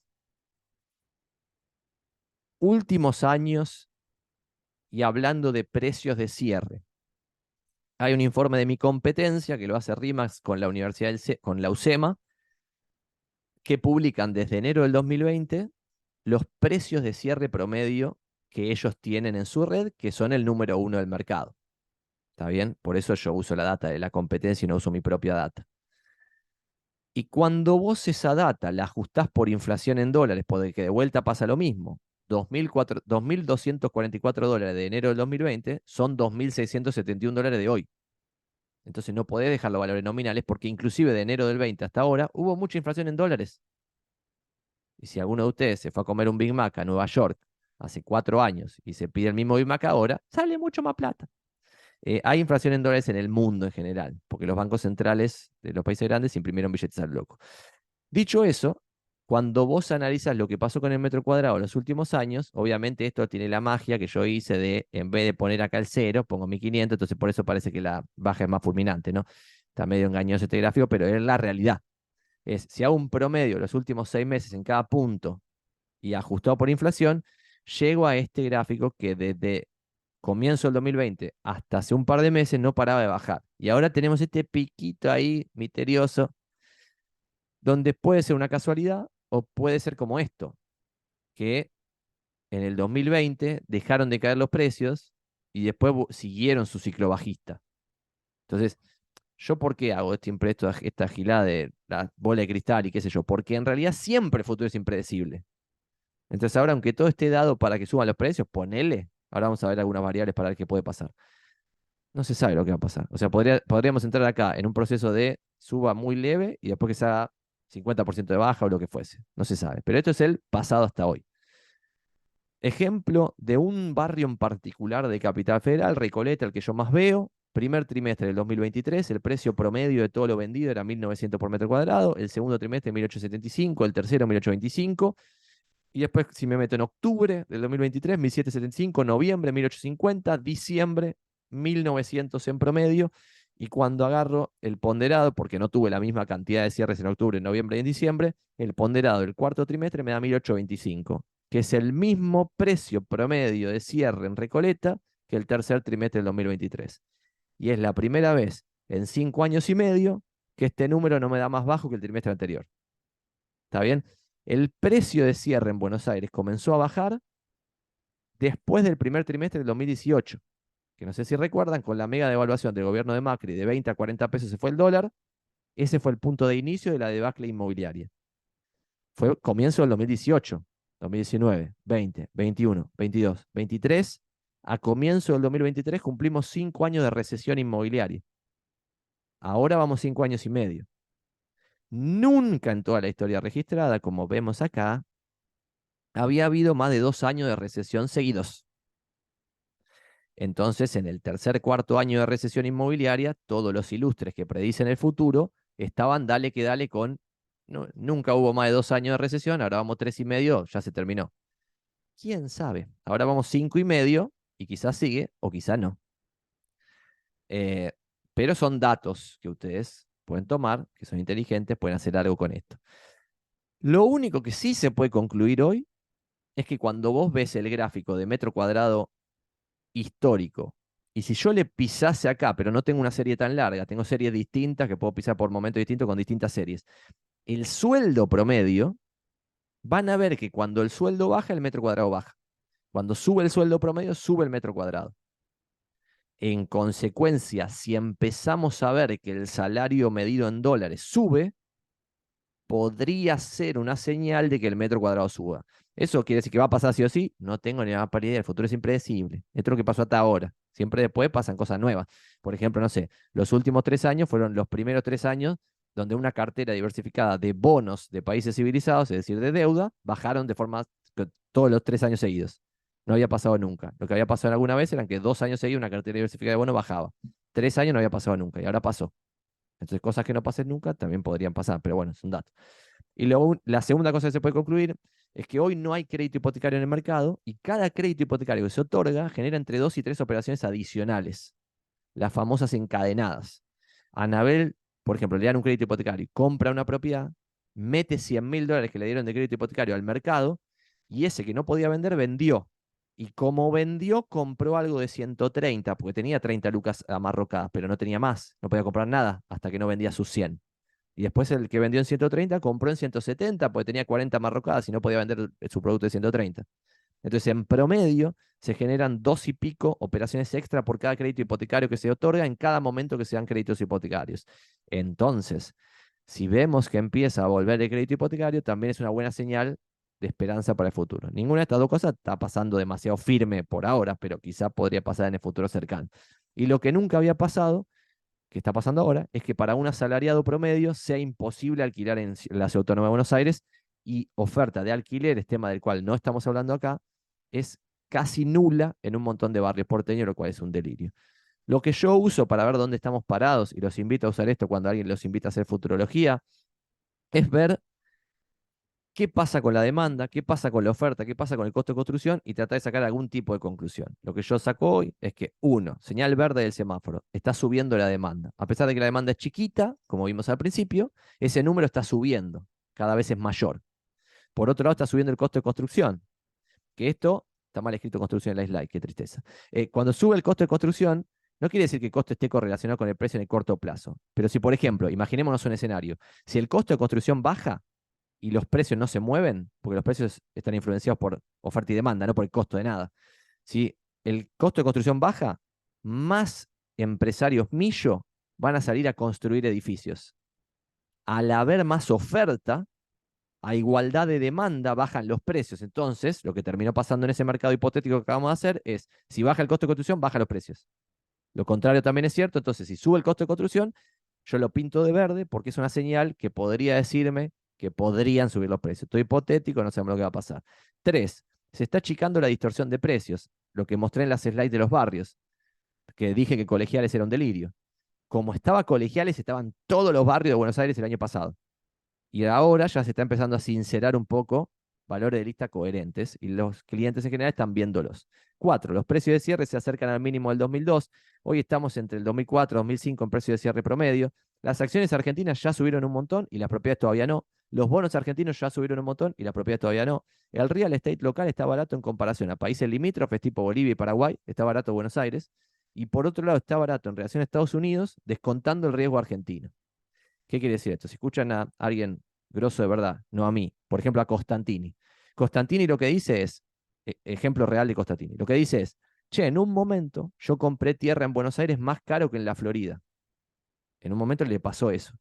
Y ahora, en el 2023, estoy construyendo en la Florida a un costo 10 veces mayor que el costo de Buenos Aires. Entonces, lo que yo concluyo frente a eso es que es un delirio cuando Buenos Aires está más caro que la Florida, pero también es un delirio cuando estás 90% abajo. Es como, ninguno de los dos escenarios tiene sentido. Para mí, es opinable. Por eso es verde, porque creo que puede haber una presión alcista de precios por estas razones, todas esas verdes que mostré. Después amarillo es, che, la oferta sigue siendo un delirio, o sea, que haya 113.000 propiedades en venta y solamente se venden 3.000 y pico, es una locura. Pero sin embargo, esa locura no para de bajar. En el 2022, en mayo, llegó a haber más de 160.000 propiedades en venta. Y ahora son 113.000. Estamos mal, pero no tan mal. El año pasado estábamos peor. Otra que es amarilla es que mucha gente me dice, Santi, pero está destruido el mercado, no hay un crédito hipotecario. Yo eso no lo veo tan negativo, es una desgracia, ¿no? Para la clase media es una desgracia en general, pero para los precios de las propiedades no es una noticia tan negativa, porque quiere decir que ante el primer crédito que haya, los precios van a tener una presión al alza, por lo que dije antes de que se generan 2 y pico de operaciones extra por cada crédito que se otorga. Entonces, que estemos casi en cero de crédito hipotecario es algo más o menos esperanzador de futuro. Si pasa algo, va a ser bueno. Peor no podemos estar. En esa variable literal no se puede estar peor, porque no hay crédito hipotecario. Distinto sería si hubiese muy poco crédito hipotecario y solo los gerentes pudiesen comprar. Hoy ni siquiera el gerente de Tenaris puede sacar un crédito hipotecario. Es un delirio místico que no pasa en ningún país. En Bolivia y Paraguay, un obrero de la construcción puede sacar un crédito hipotecario y comprarse una propiedad. ¿Está bien? Entonces, que eso no pase en Argentina es un delirio. Que no pasó nunca, bueno, que pasa todo el tiempo, pero desde el 2002 hasta ahora vivimos en una zona de no hay crédito, hay crédito, no hay crédito, hay crédito, no hay crédito. Antes del 2002 siempre había crédito, inclusive en la hiperinflación descontrolada, el stock de crédito hipotecario que había era significativo. La clase media compraba propiedades, el laburante de a pie compraba propiedades. Y dos negativas rojas furiosas para el precio de las propiedades, no para el resto de las cosas, es, che, la inflación está perdiendo de vuelta contra la devaluación. Hoy tenés el dólar blue, no sé, en 900 y pico y lo tenías en 300 y pico hace un año, por lo tanto la devaluación fue más o menos de 200%. Creo que esto es así, ¿no? No sé si me estoy equivocando, ahora lo googleamos. Y la inflación 160 interanual es lo que te da ahora el último dato, pero obviamente no estoy considerando de lo que está pasando ahora, que es un delirio total. Pero si la inflación, que es lo que parece que va a pasar, le vuelve a ganar a la devaluación, tarde o temprano eso hace que los salarios empiecen a ajustarse en dólares, que es lo que dijimos que puede estar correlacionado con el precio del metro cuadrado en Buenos Aires. Y después otra cosa que no tiene sentido es que la renta de un treasury, es decir, un bono del Tesoro estadounidense, que es lo que el mundo considera inversión libre de riesgo porque Estados Unidos siempre pagó sus deudas, que eso no quiere decir que si vos compras un bono del Tesoro no pierdas plata, pero si vos compras un bono del Tesoro y esperás al vencimiento, debieras cobrarlo porque Estados Unidos siempre pagó sus deudas, podría ser que deje de pagarlas en algún momento, pero hasta ahora se considera libre de riesgo. Que esa inversión libre de riesgo contra la cual se comparan todas las inversiones esté rindiendo más que un departamento en Buenos Aires es un delirio y sería una señal de que los precios van a bajar, no que van a subir. Entonces, dado todo este semáforo, estamos 70, 70 no, no es por ciento, pero 70, son 7 variables en realidad. O sea, acá habría que poner tipo 7 cosas positivas, 2 cosas amarillas, 2 cosas negativas, y esto es construcción, no construcción. Y esto es el final. Terminó la futurología. Soy Santiago Magnín. Si alguien me quiere bullear, me puede bullear, me hace más preguntas después de bullearme. Y abrimos a preguntas de Esteban primero, que está ahí levantando la manillo. Ah, un aplausito, lo le vi mal. Vamos, carajo. Vamos, carajo, Aplausito. Esteban. Es un aplausito, me vuelvo loco. Anabel pregunta. Sí, vos sabés que en un momento cuando estabas hablando sobre el tema de las inversiones, Sí, yo imagino que te referías a que hay como cierta mística de que el que tiene plata va, compra una propiedad con la idea de comprar barato y vender caro con el tiempo y ganar más que, qué sé yo, tener un plazo fijo, por decir cualquier cosa. Y vos mostrabas en esas filminas que en realidad no rendía esa compra-venta, salvo quizás en alguna propiedad de oportunidad, donde uno dice, bueno, encuentro una propiedad donde realmente es barata y la puedo revender cara, pero porque encontrás digamos, la propiedad barata. sí. Más o menos, Ahora, no dije eso, pero es una no, pero interpretación posible frente a lo que dije. claro, Pero está bien. Sí, eso es lo que yo estaba interpretando. Ahora, si yo quisiese realmente invertir en el mercado inmobiliario pensando en compro una propiedad para alquilar, sí, me surgen dos preguntas. sí. La primera es, ¿tenés alguna idea de la relación entre el valor de la propiedad y el monto del alquiler? Sí, tengo idea de la relación. Hoy más o menos estás en 4%, es una propiedad de $100.000, te deja $4.000 al año. Al Yo año. hoy, Ese exacto, es el yo hoy anual, estoy 4% anual. si fuese un promedio de Buenos Aires, el conurbano. Yo hoy estoy comprando propiedades que tienen renta superior al 4%, porque si vos lo comprás más barato y la renta promedio de ese, va a ser más que el 4%, Lógico. pero no los estoy comprando por la renta, sino que las estoy comprando por el potencial de revalorización que le veo a las propiedades. Entonces porque por ejemplo, si yo pienso que una propiedad que vale 100 lucas puede llegar a valer en 7 años 200 lucas, que valga el doble en 7 años quiere decir que va a crecer 10% anual todos los años compuesto, y si yo le saco 5,5, por ejemplo, de renta por el alquiler, más el 10 de revalorización, 15,5 es una renta zarpadísimamente alta y que me haría, ya si más de 10 me haría recontra feliz, pero creo que ahí hay algo interesante. Sí, Bien. ¿había otra pregunta, Y eso Anabel? me lleva a la segunda pregunta, Sí. que es muy fresco el tema, pero capaz que tenés alguna visión al respecto. Ayer salió un decreto de necesidad de urgencia que deroga la ley de alquileres. Sí, ¿Cómo todavía afecta igual no, esto? sí, Sí, que no está reglamentado, exacto, pero exacto, digamos, exacto. Sí. pensando a lo largo de los próximos meses cuando se reglamente, ¿cómo afectaría esta derogación de la ley de alquileres al mercado de las propiedades inmobiliarias?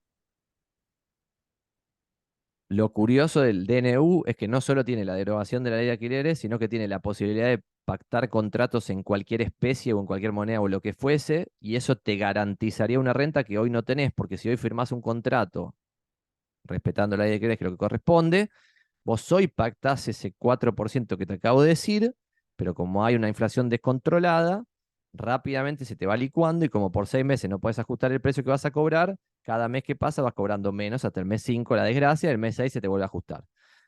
Eso podrías evitarlo firmando un contrato en, no sé, litros de leche, en dólares, en novillos o en lo que sea, que va a mantener el valor en el tiempo.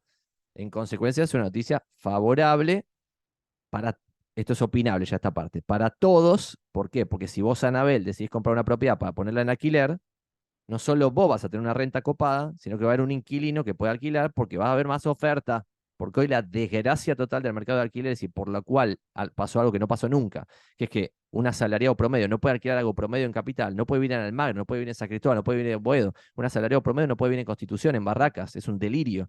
Bueno, eso pasó porque no hay oferta de propiedades.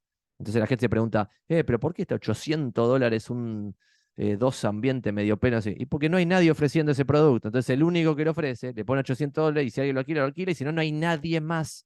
Hay barrios enteros donde la oferta entero, el barrio, es de menos de 10 propiedades.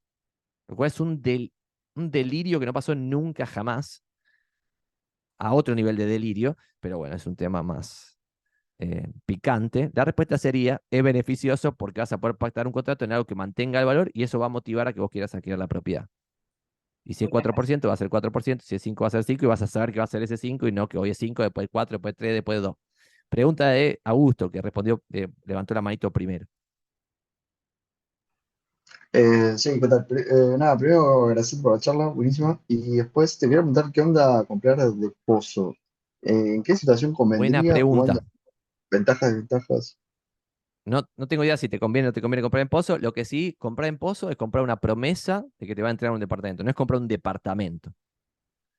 En consecuencia, no tiene sentido comprar en Pozo al precio de lo que se puede comprar usado. Si yo veo en un barrio y está 2 lucas el metro usado, no voy a pagar 2 lucas el metro en un Pozo. Sería un delirante. Lo que se suele estilar es 20% off con respecto al presente. ¿Está bien? Entonces, si está 2 Ok. lucas el metro, debieras pagar 1.600 el metro. Eso es lo que estila el mercado. ¿Eso paga el riesgo de la operación? ¿Qué sé yo? Eso ya va a depender de vos analizarlo. Pero si vos encontrás a 1.600 un pozo de un producto que hoy vale 2.000, es razonable, no es un delirio. Y ventaja de ventajas es muy relativo todo, pero la desventaja principal es que probablemente no tengas ningún poder de negociación. Porque el que está del otro lado es un desarrollador multimillonario que le importa muy poco si vos a Augusto le comprás la propiedad o no.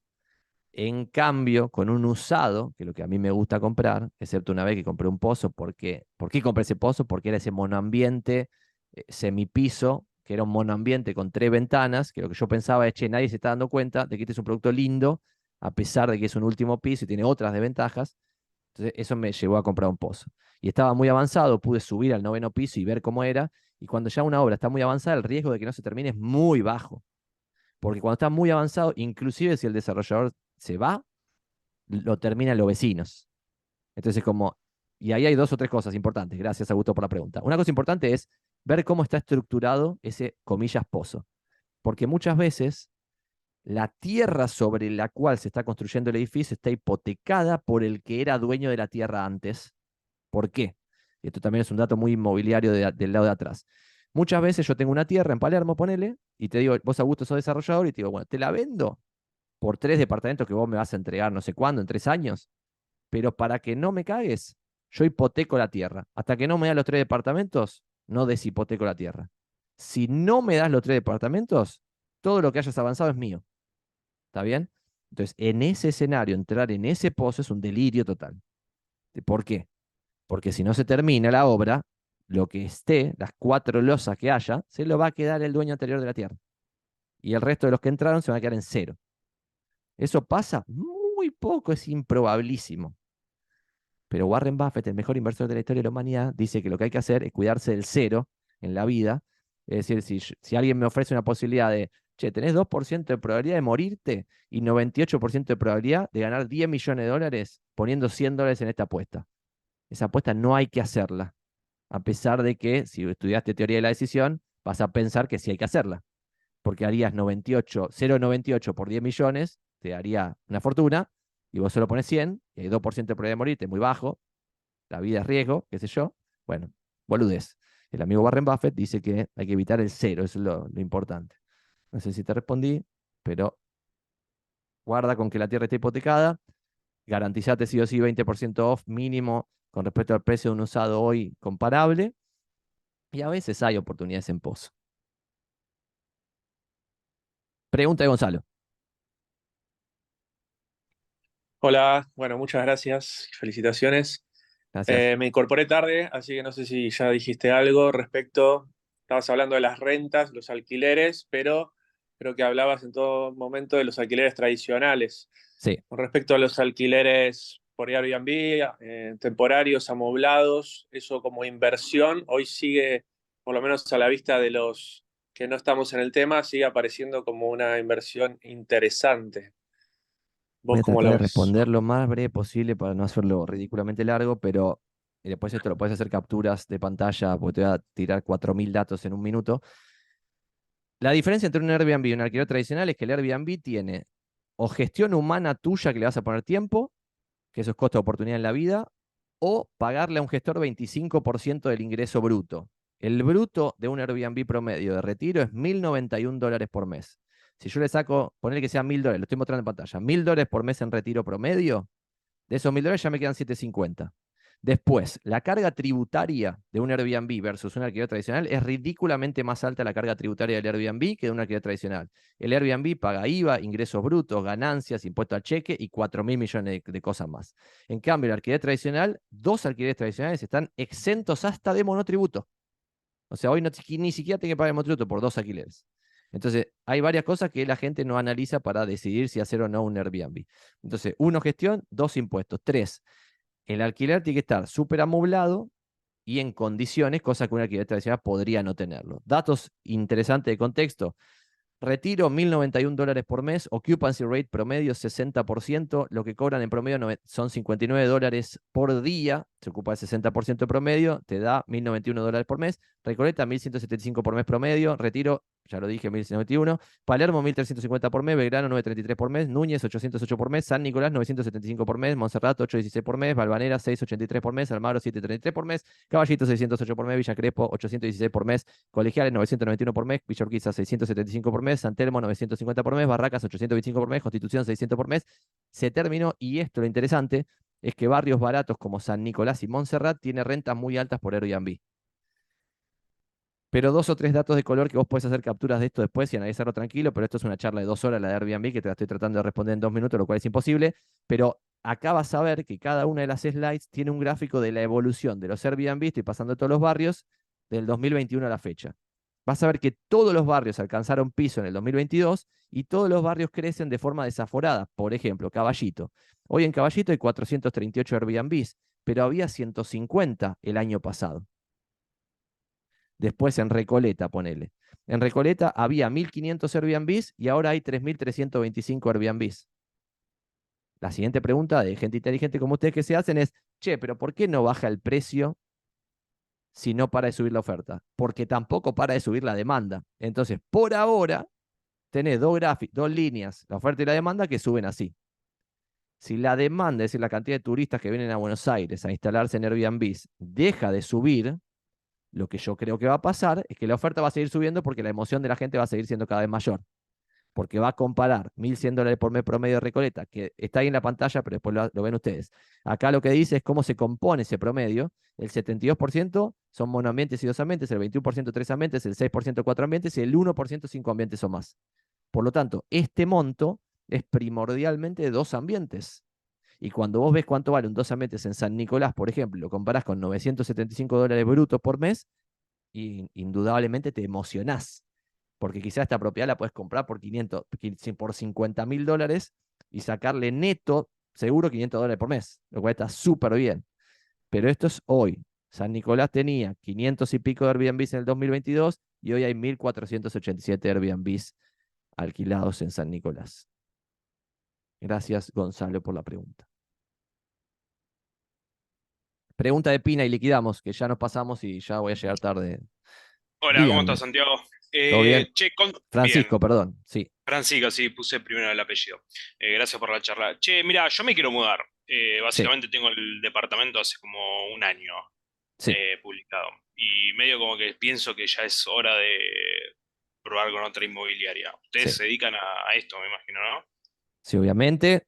Y lo que te diría para tomar o no la decisión de mudarte es, si vos te vas a mudar a algo más grande, es el mejor momento de la historia para vender, y esto es contraintuitivo también, porque la gente dice, voy a regalar mi propiedad vendiéndola barato. Sí, pero vas a Claro. comprar algo más grande, que cuanto más grande, por lo que vimos al principio de la charla de hoy, cuanto más grande es la propiedad, más baja cuando viene la malaria, porque está ponderado diferente.